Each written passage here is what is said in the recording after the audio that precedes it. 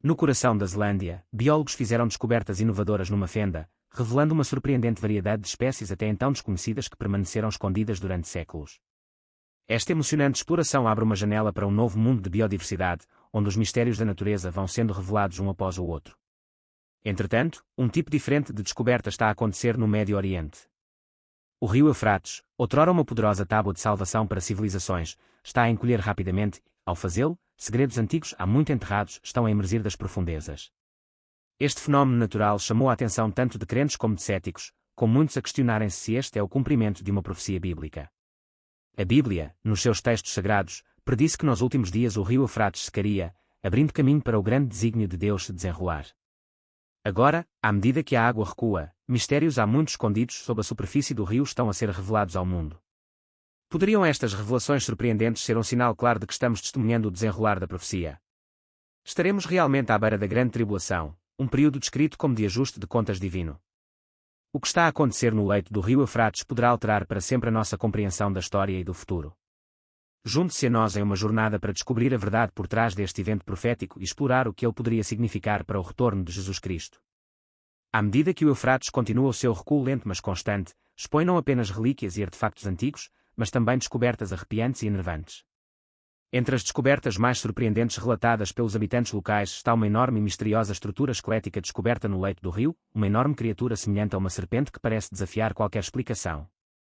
A forma do seu crânio, o alinhamento da sua coluna vertebral e a composição geral dos restos mortais sugerem que este não era um animal comum que outrora vagou pela Terra. Inicialmente, alguns cientistas levantaram a hipótese de que os restos mortais poderiam pertencer a uma serpente pré-histórica ou a um réptil marinho, talvez extinta há milhões de anos. No entanto, à medida que a escavação avançava, ficou claro que as características desta criatura tinham uma semelhança perturbadora com as descrições de dragões míticos. Será que estamos testemunhando os restos mortais de uma criatura de um passado distante, ou será que esta descoberta terá um significado muito mais sombrio e agorento? Ao longo da história, os dragões foram descritos como forças poderosas e destrutivas, muitas vezes vistos como punições divinas ou guardiões de conhecimentos antigos e proibidos. Eles desempenharam um papel fundamental em mitos e lendas de todos os cantos do globo, suas enormes formas serpentinas capazes de causar estragos e caos. Reserve um momento para fazer uma pausa, clique no botão curtir, deixe um comentário abaixo e não se esqueça de compartilhar este vídeo cativante com seus amigos. Agora, vamos mergulhar mais fundo nesta descoberta arrepiante. Por que é que este esqueleto semelhante a um dragão apareceu no rio Eufrates neste preciso momento? O Eufrates é há muito reconhecido como um local de importância histórica e religiosa, sendo as suas águas o berço da ascensão e queda de civilizações ao longo de milénios. Poderia o aparecimento do esqueleto ser um sinal deliberado, um aviso cósmico ou um sinal do divino de que estamos nos aproximando do fim dos tempos? Os dragões, em muitas culturas, foram descritos como arautos da destruição, do caos e do julgamento divino. A sua presença nestes mitos antigos era muitas vezes um sinal de um apocalipse iminente ou de um evento cataclísmico. Poderá a descoberta desta enorme criatura esquelética no Eufrates estar a enviar-nos uma mensagem poderosa de Deus, sinalizando que o fim dos tempos se aproxima rapidamente? Mas as terríveis descobertas não terminam com os restos mortais da criatura semelhante a uma serpente. Os moradores locais também relataram avistamentos perturbadores de uma figura enorme e sombria logo abaixo da superfície do rio que seca. Embora a criatura nunca tenha emergido completamente, os espectadores relataram ter vislumbrado sua enorme forma enquanto ela se agitava sob a água. As ondas poderosas que gerou causaram ondas de medo que se espalharam pelas testemunhas. Alguns descreveram seus movimentos como não naturais, como se algo antigo e insondavelmente poderoso estivesse despertando do leito do rio. Outros afirmaram ouvir sons profundos e guturais emanando debaixo da água, sons diferentes de tudo que já haviam encontrado antes. Esses relatos misteriosos levaram muitos a acreditar que podem ter encontrado o Leviatã, o temível monstro marinho descrito em textos bíblicos. O livro de Jó nos dá um retrato vívido desta criatura aterrorizante. Você pode puxar o Leviatã com um anzol ou amarrar sua língua com uma corda. Você pode colocar uma corda em seu nariz ou furar sua mandíbula com um anzol. Jó 41, 2. O Leviatã é descrito como uma fera indomável e indomável, blindada com escamas tão resistentes quanto o metal e com a terrível capacidade de cuspir fogo. Ao longo da história, os estudiosos da Bíblia têm debatido se o Leviatã é uma metáfora do caos ou uma antiga criatura marinha que já vagou pela Terra. Mas será que aquilo que antes era considerado simbólico está agora a revelar-se como uma força muito real e aterrorizante? Este conceito de uma criatura marinha enorme e destrutiva não é novo. Textos antigos de várias culturas, juntamente com referências bíblicas, descrevem seres monstruosos semelhantes, capazes de uma destruição sem paralelo.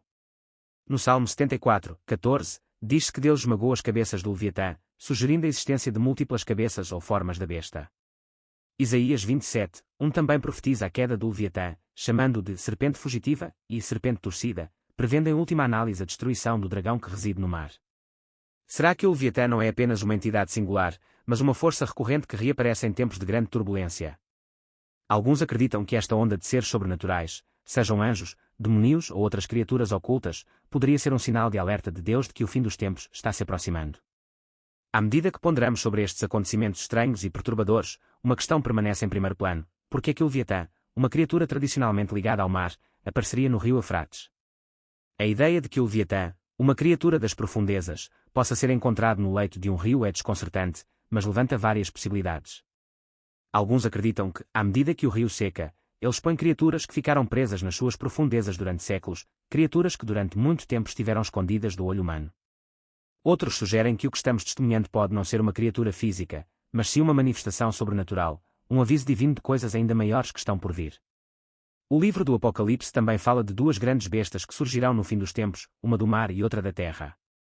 Estas bestas desempenharão papéis fundamentais no cumprimento da profecia, servindo como instrumentos de engano e destruição nos capítulos finais da história humana. Apocalipse 13:1 descreve a primeira besta surgindo do mar, com 7 cabeças e 10 chifres, cada cabeça com nomes que blasfemam contra Deus. Diz-se que esta entidade monstruosa possui o poder de travar guerra contra o povo de Deus e de dominar as nações do mundo. Poderia o Leviatã estar ligado a esta profecia bíblica? Será possível que o aparecimento desta besta no Eufrates seja um sinal de que o dia do juízo final se aproxima rapidamente? A presença de tal criatura nestas águas poderia muito bem ser outra evidência de que a profecia está se cumprindo bem diante dos nossos olhos.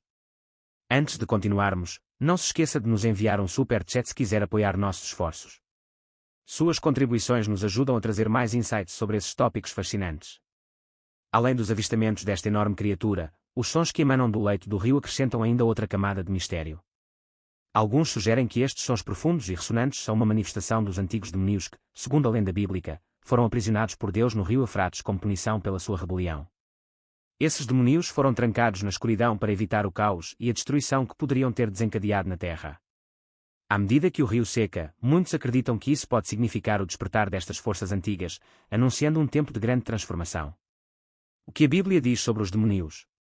De acordo com Apocalipse 12:9, os demónios são anjos caídos que seguiram Satanás em sua rebelião contra Deus. O grande dragão foi lançado, aquela antiga serpente chamada Diabo ou Satanás, que desencaminha o mundo inteiro, diz o texto. Estes anjos caídos agora trabalham com Satanás para perturbar o plano de Deus e causar danos à humanidade. Alguns já estão presos em cadeias de escuridão, enquanto outros vagam livres, espalhando o mal por toda a terra. A atividade crescente destes seres sobrenaturais, sejam anjos, demónios ou criaturas antigas, pode muito bem ser um sinal de que o mundo se dirige para um momento culminante de ajuste de contas divino. Os demónios, como entidades espirituais, possuem uma capacidade perturbadora de assumir o controle de um corpo físico. Este fenómeno, conhecido como possessão demoníaca, ocorre quando o corpo de um indivíduo é totalmente dominado por um demónio.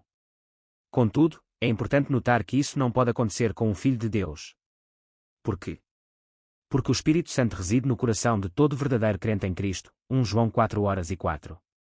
Durante todo o ministério terrestre de Jesus, ele encontrou muitos indivíduos possuídos por demónios. Notavelmente, nenhum desses espíritos malévolos foi páreo para o poder incomparável de Cristo. Repetidas vezes, pessoas que eram atormentadas por demónios eram trazidas a Jesus e, com uma simples palavra, ele expulsava os demónios, Mateus 8:16.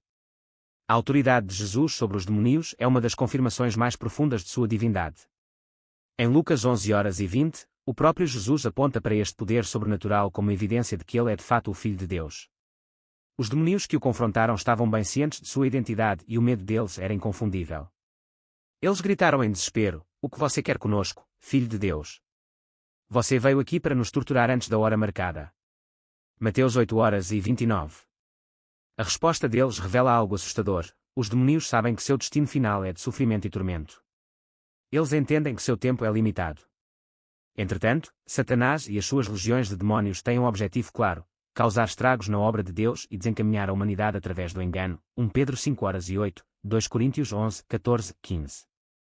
A Bíblia refere-se aos demónios por vários nomes, refletindo sua natureza maligna. Eles são chamados de espíritos malignos, Mateus 10:1, espíritos, Marcos 1:27, espíritos mentirosos, 1 Reis 22:23, e anjos de Satanás, Apocalipse 12:9. Estas forças das trevas servem para enganar o mundo, 2 Coríntios 4:4, espalhar falsos ensinamentos, 1 Timóteo 4:1, atacar os cristãos, 2 Coríntios 12:7, 1 Pedro 5:8, e envolver-se na guerra espiritual contra os santos anjos de Deus, Apocalipse 12:4-9. Embora esses anjos caídos sejam inimigos formidáveis, é crucial lembrar que eles já são inimigos derrotados. Jesus triunfou sobre eles através da sua morte na cruz, desarmando-os e envergonhando-os publicamente através da sua vitória, Colossenses 2:15. Como crentes, somos encorajados a nos submeter a Deus e a resistir ao diabo, pois não há razão para temer. O apóstolo João nos assegura que maior é aquele que está em vós do que aquele que está no mundo, 1 João 4:4. A nossa vitória sobre o mal não é assegurada pela nossa própria força, mas pelo poder do Espírito Santo que habita em nós. Mudando o foco, algumas teorias sugerem que um túnel misterioso leva a um local onde os anjos estão aprisionados, conforme descrito na Bíblia. O Apocalipse fala disso em uma passagem bastante sinistra. Então o sexto anjo tocou a sua trombeta, e ouviu uma voz vinda das 4 pontas do altar de ouro diante de Deus, dizendo ao sexto anjo que tinha a trombeta: solta os 4 anjos que estão presos junto ao grande rio Eufrates. Apocalipse 9:14. Estes 4 anjos, vinculados até o momento preciso, serão libertados para provocar um conflito global catastrófico. A sua libertação resultará no massacre de 1/3 da humanidade, sendo as suas forças descritas como um exército aparentemente interminável de tropas montadas, totalizando 200 milhões. A imagem desses pilotos é impressionante. Seus cavalos, descritos como tendo cabeças de leão, exalam fogo, fumaça e enxofre pela boca, pragas devastadoras que ceifarão inúmeras vidas. O poder dessas criaturas está em suas bocas e caudas, sendo que suas caudas lembram serpentes que ferem e matam. Esta visão apocalíptica apresenta uma imagem terrível do poder do mal desencadeado sobre a Terra. Mas o que exatamente são os anjos caídos? Estas entidades são antigos anjos que se rebelaram contra Deus, alinhando-se com Satanás. O seu propósito é claro: trazer destruição e morte, um poder mortal associado ao diabo, Hebreus 2:14. Esses anjos caídos são mantidos acorrentados, aguardando o momento em que cumprirão seu papel no plano divino. No livro do Apocalipse, o próprio Satanás é similarmente amarrado e lançado no abismo durante 1000 anos, simbolizando um período de restrição, Apocalipse 20:1-3. Outros anjos caídos estão aprisionados em cadeias de trevas, reservadas para julgamento, 2 Pedro 2:4. Os 4 anjos presos no rio Eufrates provavelmente estão entre essas entidades caídas. Esses anjos, chamados Zagra, Plutus, Angala e Perdedores em algumas interpretações, são descritos em Apocalipse 9:14 como sendo mantidos no Eufrates, um rio historicamente associado ao julgamento divino. Quando forem libertados, as suas ações levarão a um dos períodos mais devastadores da história da humanidade. Como Apocalipse 9:14 declara, solta os 4 anjos que estão presos no grande rio Eufrates. Este lançamento dará início a uma catástrofe global, marcando o início do julgamento da sexta trombeta. A libertação destes 4 anjos significa uma intensificação do julgamento divino. Anteriormente, sob o terceiro selo, 1/4 da população da Terra foi morta. Agora, sob o sexto selo, 1/3 da população restante perecerá. O poder destrutivo do rio Eufrates, outrora um símbolo do julgamento de Deus sobre os inimigos de Israel, assume agora um papel mais sinistro como local de julgamento para o mundo não salvo. Apocalipse 9:14-16:12 descreve este julgamento como onda final da ira divina antes do fim último. Num contexto bíblico mais amplo, o rio Eufrates tem um profundo significado histórico. Era um dos rios que fluíam do Jardim do Éden, Gênesis 2:14, e Deus o usou no Antigo Testamento para permitir que forças inimigas, como os assírios, invadissem Israel como forma de julgamento, Isaías 8:7-9:8. O livro do Apocalipse também emprega o Eufrates como símbolo profético da retribuição divina, reforçando a sua associação com o julgamento final de Deus. Curiosamente, alguns estudiosos apontaram a antiga cidade de Babilonia, localizada perto do rio Eufrates, como símbolo de rebelião e orgulho. No Antigo Testamento, a história da Torre de Babel narra a tentativa da humanidade de construir uma torre que alcançasse os céus, desafiando a ordem de Deus de se espalhar por toda a terra. Deus interveio, dispersando a humanidade e fazendo com que falassem línguas diferentes, Gênesis 11:1-9. Este ato de intervenção divina reflete-se no julgamento final descrito no Apocalipse, onde a rebelião da humanidade enfrenta consequências catastróficas. Agora, vamos nos aprofundar em uma parte assustadora desta narrativa: os sons dos anjos caídos. Recentemente, surgiu um vídeo, supostamente capturando sons misteriosos de criaturas ou anjos caídos aprisionados em um poço sem fundo.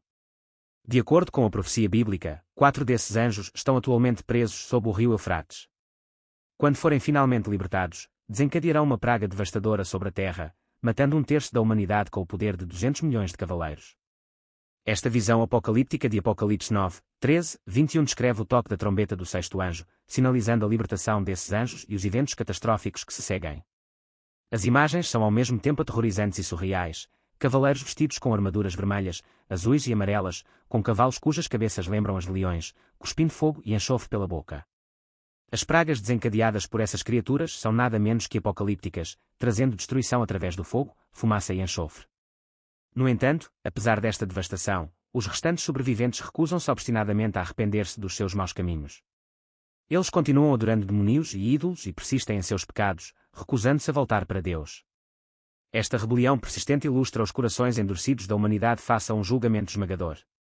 Em última análise, o livro do Apocalipse serve como um lembrete vívido da autoridade final de Deus sobre o mal. Embora Satanás e os seus anjos caídos possam parecer ter poder, o seu destino final está selado. São inimigos derrotados, aguardando o julgamento final. Como crentes, somos chamados a reconhecer as forças espirituais que se opõem a nós, não como mera carne e sangue, mas como poderosas forças das trevas. Mas podemos ter coragem, pois não lutamos sozinhos. Como nos lembra Efésios 6:12, a nossa batalha é contra governantes, autoridades e poderes cósmicos das trevas, mas com Deus ao nosso lado, somos vitoriosos.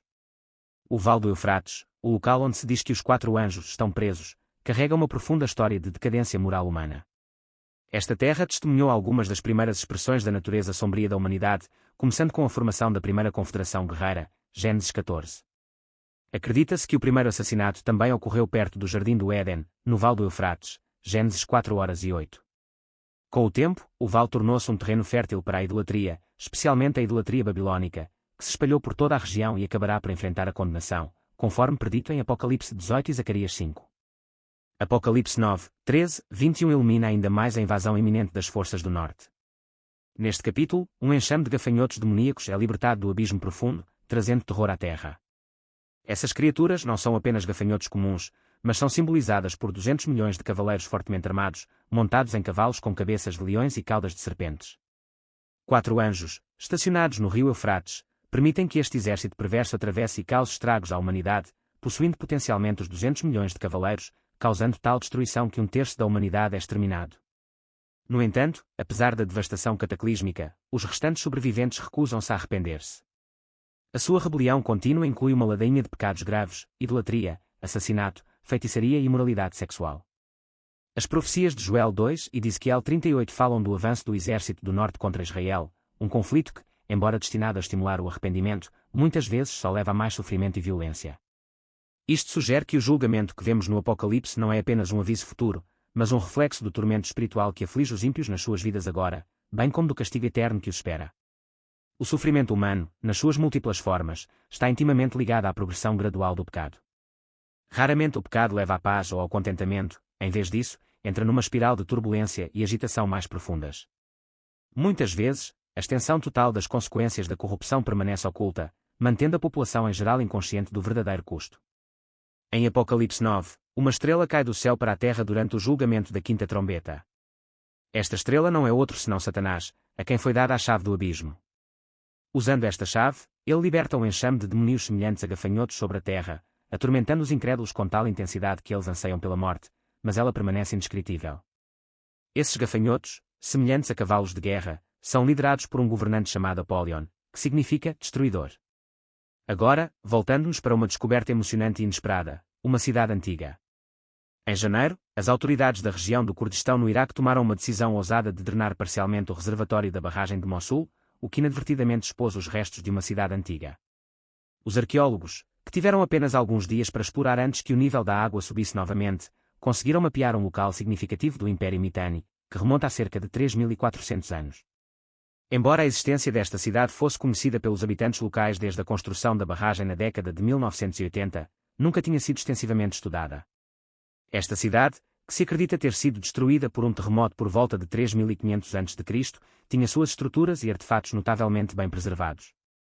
Os restos da cidade foram descobertos pela primeira vez durante uma forte seca em 2018, permitindo aos arqueólogos investigar brevemente o que acreditavam ser um palácio perdido com paredes imponentes de 7,6 metros de altura, algumas das quais com quase 2 metros de espessura. Pinturas de parede vibrantes também foram descobertas. No entanto, devido a limitações de tempo, a cidade não foi totalmente mapeada antes de ser submersa mais uma vez. Quando a água baixou novamente este ano, uma equipa de investigação, reunida às pressas e financiada pela Universidade de Friburgo, mobilizou-se rapidamente para examinar o local o mais minuciosamente possível antes de ser novamente submerso. Seus esforços foram recompensados com novos insights sobre a cidade antiga, revelando numerosos edifícios grandes e centenas de artefatos. Entre as descobertas mais significativas estava um complexo industrial, uma estrutura fortificada com muralhas e torres e um edifício de armazenamento de vários andares. A Organização de Arqueologia Curda do Kurdistão confirmou que a cidade era um centro essencial no Império Mitanni. A preservação de muitas das muralhas da cidade, algumas com quase 3 metros de altura, foi nada menos que milagrosa, dado o seu submersão durante tanto tempo. O terremoto que destruiu as partes superiores das muralhas enterrou e protegeu as partes inferiores durante milénios. No incrível golpe de sorte, 5 vasos de cerâmica contendo mais de 100 tabletes de argila, alguns ainda lacrados em seus envelopes originais de argila, foram encontrados em condições quase perfeitas. Estas tábuas de argila não queimadas são um achado raro e os arqueólogos esperam que forneçam informações valiosas sobre a história da cidade. Há especulações crescentes de que este local poderia ser a antiga cidade de Zakiko, um importante centro do Império Mitanni. O Império Mitanni, que floresceu aproximadamente entre 1500 e 1350 a.C., foi um dos vários reinos estabelecidos pelos indo-arianos na Mesopotâmia e na Síria. No seu auge, o império se estendia por mais de 600 milhas, das montanhas Zagros ao mar Mediterrâneo. Nos seus primeiros anos, os Mitanni entraram em confronto com o Egito pelo controle da Síria até que uma trégua foi estabelecida com o faraó Tutmés por volta de 1420 AC. O Império Mitanni finalmente caiu nas mãos dos hititas por volta de 1360 AC, com os assírios logo assumindo o controle da região. Embora a seca contínua continue a representar desafios para as comunidades locais, também apresenta uma rara oportunidade para os arqueólogos. As autoridades notaram que existem mais de 100 locais subaquáticos apenas na área oriental do Tigre, sugerindo que ainda há muito a ser descoberto. Com tantas descobertas potenciais, só podemos imaginar que segredos estão à espera de serem revelados. Você está intrigado com a terceira descoberta? Estamos prestes a mergulhar nisso a seguir. Agora, vamos a outra afirmação curiosa e misteriosa: a montanha de ouro, ou poderia ser petróleo. Relatórios de agricultores e moradores locais sugerem que abaixo do rio Eufrates pode existir um enorme depósito de ouro e petróleo. Imagens de vídeo limitadas e evidências anedóticas pintam um quadro fascinante desta descoberta. Alguns acreditam que é um encobrimento deliberado do governo, com autoridades supostamente ocultando informações sobre essas descobertas. Além disso, surgiram rumores de um depósito de ouro significativo na Turquia, avaliado em cerca de 7 mil milhões de GPU, que, tal como a descoberta do Eufrates, permanece envolta em segredo. Esta descoberta ecoa uma passagem do Alcorão, que prevê que o rio Eufrates um dia recuará, revelando uma montanha de ouro pela qual as pessoas lutarão. De acordo com esta profecia, 99 em cada 100 perecerão na luta, com cada pessoa se perguntando: serei eu quem sobreviverá? Este cenário levanta questões profundas. Se tal reserva de petróleo ou montanha de ouro existir realmente sob o Eufrates, combinada com a seca em curso nas regiões vizinhas, é fácil imaginar como tal descoberta poderia desencadear conflitos, e talvez muito mais. Mas no meio de tudo isto, talvez não haja notícia maior do que esta: o regresso de Jesus Cristo. Embora marcos históricos como o dia V no final da Segunda Guerra Mundial ou a primeira pegada humana na Lua possam ter dominado as manchetes, nenhum destes eventos se compara ao significado monumental do regresso de Cristo. Será o ponto de viragem da história humana, um momento que ofuscará todas as outras manchetes. Hoje, todos os sinais apontam para que a humanidade esteja à beira da destruição, enfrentando inúmeras ameaças de todos os cantos do globo. A ameaça de guerra nuclear evoluiu de um impasse bilateral para uma situação multilateral muito mais imprevisível, com grupos terroristas e regimes totalitários a entrar na briga. Além disso, as armas químicas e biológicas, as corridas aos armamentos convencionais, as pandemias, a escassez de alimentos, a escassez de água, as catástrofes naturais, as crises financeiras, os ciberataques, as tensões raciais, a corrupção governamental e a desintegração da unidade familiar contribuem para um quadro sombrio do futuro. Diante de todos esses desafios, porém, Deus promete intervir. Como está escrito em Atos 1h11, Jesus Cristo, que subiu às nuvens do Monte das Oliveiras, retornará da mesma maneira. Voltando nossa atenção para o rio Eufrates, consideramos o lugar misterioso onde 4 anjos caídos estão presos. Apocalipse 9h13 descreve isso como o grande rio Eufrates, onde esses anjos estão acorrentados, aguardando um momento específico para livrar sua ira. Quando o 6º anjo toca a sua trombeta, uma voz vinda do altar clama pela libertação desses anjos, e eles são soltos para trazer destruição a 1/3 da humanidade. O exército que os segue é vasto, totalizando 2 vezes 10.000 vezes 10.000. Seus cavalos são descritos em detalhes vívidos, com armaduras de fogo, safira e enxofre, e suas cabeças como leões, cuspindo fogo, fumaça e enxofre. A devastação que eles trazem não tem precedentes, já que seu hálito ardente e suas caudas de serpente infligem feridas na terra. Apocalipse 16, 12, 16 elabora mais sobre isso, com o sexto anjo derramando uma tigela sobre o rio Eufrates, fazendo-o secar e abrindo caminho para os reis do Oriente. Enquanto isso, 3 espíritos imundos emergem da boca do dragão, da besta e do falso profeta, realizando sinais para reunir os reis para a batalha final no Armagedon. A narrativa bíblica liga estes acontecimentos a antigas estruturas históricas, como os túneis construídos pela rainha Semiramis na Babilônia, que outrora foram utilizados para desviar o rio. Estes túneis, de acordo com textos antigos, podem conter a chave para a compreensão do significado espiritual deste lugar. À medida que o Eufrates continua a encolher, surgem mais descobertas, túneis escondidos, criaturas misteriosas e fenómenos bizarros. Estas descobertas, embora envoltas em mistério, parecem ecoar as advertências da antiga profecia. Quer estes túneis tenham abrigado anjos caídos ou tenham sido simplesmente um elo na história do grande rio, eles são um testemunho dos mistérios do passado e dos eventos que ainda podem acontecer. Em conclusão, o desenrolar destas profecias, combinado com os mistérios contínuos do Eufrates e da região circundante, convida-nos a refletir sobre o significado espiritual e histórico destes eventos. O que eles poderão finalmente revelar continua a ser motivo de admiração e medo, apontando para um futuro onde o regresso de Cristo mudará para sempre o curso da história humana. Descobrindo uma cidade antiga, um vislumbre do passado. A descoberta de uma cidade antiga escondida, que se pensa ter sido estabelecida entre 1475 e 1275 a.C., despertou a imaginação tanto de historiadores como de arqueólogos. Uma das questões mais intrigantes em torno desta revelação foi se a cidade poderia ser o lendário Zaku. Outrora um centro vibrante de civilização, a cidade floresceu sob o reinado do Império Mitanni. Abrangeu mais de 3.400 anos, evoluindo através de várias eras proeminentes, incluindo os períodos sumério, assírio, grego, bizantino e islâmico. Durante seu apogeu, Zaku era uma metrópole poderosa e extensa, comandando influência em toda a região. No entanto, apesar da sua proeminência, a cidade foi vítima de uma série de conflitos com os egípcios e da ascensão dos assírios, que acabaram por levar à sua ruína. Abandonada e submersa, a cidade desapareceu de vista, até ao verão de 2018, quando uma seca intensa no Iraque causou a drenagem parcial de uma barragem, revelando a cidade há muito perdida sob a superfície. Esta exposição inesperada de Zaku cativou a atenção de arqueólogos e entusiastas da história, ansiosos por desvendar os segredos que guardou durante séculos. Entre os artefatos recuperados, escritos, relíquias religiosas e outros itens únicos, os pesquisadores conseguiram obter insights profundos sobre a vida, as crenças espirituais e as práticas diárias de seus antigos habitantes. Desde a redescoberta da cidade, uma equipe de arqueólogos dedicados estudou meticulosamente cada artefato, estrutura e característica geológica, reunindo as peças da narrativa desta civilização desaparecida. Estas descobertas lançaram luz sobre as estruturas sociais, os sistemas económicos e as normas culturais do povo de Zaku, dando-nos uma rara visão do seu mundo.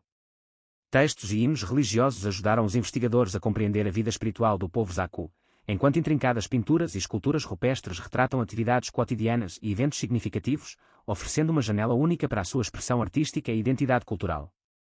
Os 4 anjos e a destruição global, uma perspectiva bíblica.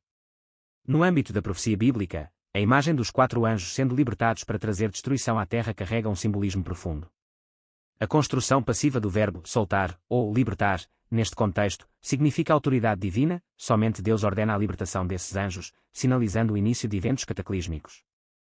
O número 4 tem significado aqui, representando um impacto de longo alcance que devastará a terra. Estes anjos trazem consigo uma destruição tão vasta que 1/3 da população mundial perece, pintando o quadro de um conflito global enquanto a humanidade enfrenta o julgamento divino. Ao longo da história, Deus conteve as forças capazes de devastação global, embora tenha permitido que certas calamidades afetassem vastas porções da criação. Vemos isto no julgamento descrito em Apocalipse 8, 7, 12, onde a ira de Deus afeta 1/3 da terra, incluindo as suas árvores, criaturas marinhas e corpos celestes. Contudo, com a abertura do 4º selo, a severidade destes julgamentos aumenta. A autoridade da morte e do Hades é concedida a 1/4 da terra, trazendo a morte por meio da espada, da fome, das doenças e dos animais selvagens. No entanto, mesmo à medida que esta devastação se desenrola, 1/3 da humanidade é assassinada através de novas pragas. Estes acontecimentos, embora terríveis, realçam um mundo em turbulência, à medida que Deus lança sobre os ímpios uma praga tão severa que a própria morte se torna uma fuga ilusória para os que sofrem. Surge a pergunta, por que o Senhor permitiria tal destruição, especialmente por anjos caídos? A perspectiva bíblica sugere que a humanidade foi criada como recipiente para o propósito de Deus, destinado não apenas a trabalhar para ganho pessoal, mas a permitir que a vontade de Deus seja realizada através dela. O pecado, neste contexto, é descrito como agir de acordo com os desejos individuais, usando outros para realizar essas ambições. Isto leva à competição e à violência, manifestações da mentalidade de sobrevivência do mais apto. Numa escala maior, os pecados coletivos emergem quando grupos ou sociedades adoptam estes princípios, resultando em violência estrutural e divisão que muitas vezes são aceitos sem questionamento. Para transcender estes padrões destrutivos, a humanidade deve reconhecer a sua interligação e interdependência. Nossas escolhas, ações e valores impactam não apenas nós mesmos, mas o mundo em geral. Ao vivermos para o bem-estar do todo, e não para o ganho individual, podemos começar a alinhar-nos com a vontade de Deus. Desta forma, somos lembrados da importância de viver para o bem de toda a criação, tal como uma folha pode realizar o seu papel na nutrição de toda a árvore. A antecipação do retorno de Cristo, um momento de alegria. A Bíblia ensina que chegará um tempo em que Cristo retornará à Terra, trazendo consigo o cumprimento do plano final de Deus. Este acontecimento importante será precedido por grandes sinais, como a sétima trombeta, que assinalará o regresso de Cristo. Assim como as crianças aguardam ansiosamente o último sinal da escola antes das férias de verão, há uma antecipação paralela da alegre transformação que ocorrerá quando Jesus Cristo retornar. Seu retorno trará uma nova era de bênçãos, com os mortos em Cristo ressuscitando, marcando o início de seu reinado milenar na Terra. 1 Tessalonicenses 4, 15, 18, Apocalipse 11, 15, 18. Assim como as crianças que esperam o início do verão, muitos perguntam, quando Cristo retornará? Os discípulos de Jesus também estavam curiosos, pedindo sinais de sua vinda e do fim dos tempos. Mateus 24 horas e 3. Embora Jesus tenha advertido que muitos seriam enganados e lamentariam a sua volta no início, Mateus 24 horas e 30, os fiéis se alegrarão, reconhecendo que sua segunda vinda é a maior notícia de todos os tempos. O apóstolo Paulo capta esta esperança em Romanos 8, 18, 19, afirmando que o sofrimento do mundo presente não pode ser comparado com a glória que será revelada em nós. Conforme descrito em Apocalipse 9 horas e 16, a profecia de um vasto exército, 200 milhões de homens, suscitou muito debate. Alguns especulam que esta força pode ser demoníaca, enquanto outros acreditam que poderia ser uma aliança militar humana literal, possivelmente envolvendo nações poderosas como a China ou a Rússia. As crescentes tensões e a intensificação militar em torno da região do rio Eufrates, Turquia, Síria, Iraque, Irão, sugerem que esta profecia poderá estar mais perto do cumprimento do que pensamos, abrindo potencialmente o caminho para um enorme conflito global que poderá preparar o terreno para o regresso de Cristo.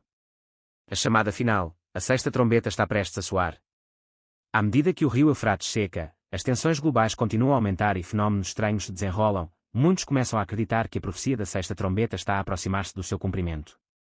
Esta profecia, que descreve uma guerra devastadora e a eventual libertação de anjos destrutivos, está a ganhar cada vez mais atenção à medida que os acontecimentos mundiais parecem refletir estas antigas previsões bíblicas. Com as nações a formar alianças e a preparar-se para a guerra, é impossível ignorar a possibilidade de que o conflito final e culminante da história humana se esteja a aproximar. O que devemos fazer em resposta a esses sinais? Devemos permanecer vigilantes, reconhecendo que os acontecimentos que se desenrolam podem muito bem ser o cumprimento da profecia. Agora é a hora de fortalecer nossa fé, buscar a Deus e compartilhar a verdade com outras pessoas. O mundo precisa desesperadamente do Evangelho e da esperança do retorno de Cristo. Tal como o rio Eufrates outrora simbolizou a vida, agora representa um sinal do fim dos tempos, um lembrete de que o tempo de preparação para o julgamento vindouro está sobre nós. Uma nova terra, o plano de Deus para a redenção. A Bíblia fala de uma nova terra, uma criação restaurada que será a morada do povo de Deus por toda a eternidade. Em Apocalipse 21, temos um vislumbre deste mundo perfeito, onde Deus recriará a terra, purificando-a da corrupção e do pecado que a mancharam. A imagem desta nova terra traça paralelos com o jardim do Éden, onde joias preciosas, ouro puro e um rio de vida fluem do trono de Deus, nutrindo a terra e o povo. Em muitos aspectos, esta nova terra assemelhar-se à criação original do Éden, com o rio da vida fluindo através do coração da Nova Jerusalém, sustentando a árvore da vida cujas folhas trazem cura. É uma restauração da perfeição e harmonia que existia no jardim do Éden e será um lugar onde o povo de Deus viverá para sempre na sua presença. Esta visão da nova terra é uma promessa de esperança e restauração para todos os que seguem a Cristo, oferecendo um vislumbre da glória que um dia será revelada. Vivendo em tempos extraordinários. Ao testemunharmos o desenrolar destas profecias, fica claro que vivemos tempos extraordinários. Quer vistos através de lentes científicas ou bíblicas, os sinais são inconfundíveis. O rio Eufrates, outrora um símbolo de vida, representa agora um poderoso sinal do fim dos tempos que se aproxima. O momento de nos prepararmos é agora, enquanto aguardamos o regresso de Cristo e o cumprimento do plano final de Deus para a criação.